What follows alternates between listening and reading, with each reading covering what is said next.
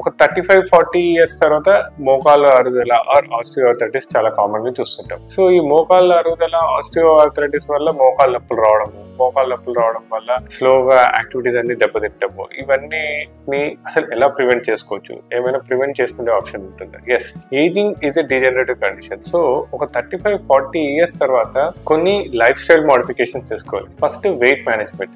So మనం weight మన హైట్కి తగ్గట్టు క్యాలిక్యులేట్ చేసుకొని వెయిట్ మెయింటైన్ చేసుకోవడం. రెండోది ఒక 35-40 ఇయర్స్ తర్వాత కొన్ని యాక్టివిటీస్ ని ఎంత వీలైతే అంత తక్కువ చేసుకోవడం. లైక్ కింద కూర్చోవడం కానీ, స్క్వాటింగ్ చేయడం కానీ, మెట్లు ఎక్కడం కానీ. Just for health purpose or cardiac improvement కోసం అని చెప్పి మెట్లు ఎక్కడం దిగడం చేయొద్దండి.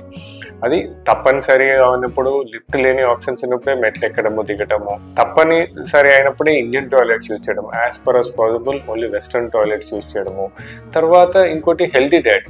సో ఇన్ఫ్లమేటరీ ఫుడ్ తక్కువ చేసుకొని హెల్తీ డైట్ ఇంప్రూవ్ చేసుకోవడం. తర్వాత బోన్ హెల్త్ మెయింటైన్ చేసుకోవడం. అంటే బోన్ హెల్త్ మెయింటైన్ చేసుకోవడానికి వైటమిన్ D3 సప్లిమెంట్స్ వేసుకోవడం కానీ, కాల్షియం సప్లిమెంట్స్ వేసుకోవడం. తర్వాత ఇన్ఫ్లమేటరీ ఫుడ్ తగ్గించి omega-3 ఫ్యాటీ యాసిడ్స్ ఎక్కువ తీసుకోవడం. సో దట్ జాయింట్ ఇన్ఫ్లమేషన్ తగ్గుతుంది. తర్వాత ఫైనలీ ఏంటంటే నీ జాయింట్ హెల్త్ కోసం అని చెప్పేసి తగ్గ ఎక్సర్సైజెస్, అంటే క్వాడ్రిసెప్స్ స్ట్రెంథనింగ్ ఎక్సర్సైజ్. మన నీస్ కి సపోర్ట్ వచ్చేది క్వాడ్రిసెప్స్ అండ్ హ్యామ్స్ట్రింగ్ నుంచి. సో ఆ మజిల్స్ వీక్ అవ్వకుండా దానికి ఫోకస్డ్ గా ఎక్సర్సైజ్ చేసుకోవడము.